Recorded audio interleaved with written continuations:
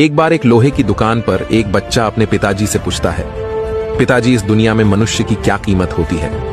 पिताजी एक छोटे से बच्चे से ऐसा गंभीर सवाल सुनकर हैरान रह गए। फिर वे बोले, बेटे एक मनुष्य की कीमत आंकना बहुत मुश्किल है, वो तो अनमोल है। बच्चा बोलता है, क्या सभी उतने ही कीमती और महत्वपूर्ण हैं? पिताजी बोलते हैं, हाँ बेटे।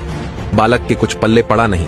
उसने फिर सवाल किया, तो फिर इस दुनिया में कोई गरीब तो कोई अमीर क्यों है? किसी की कम इज्जत तो किसी की ज्यादा क्यों होती है? सवाल सुनकर पिताजी कुछ देर तक शांत रहे और फिर बालक से स्टोर रूम में पड़ा एक लोहे का रॉड लाने को कहा। रॉड लाते ही पिताजी ने पूछा, इसकी क्या कीमत होगी? बच्चा बोलता है, लगभग 300 रुपए।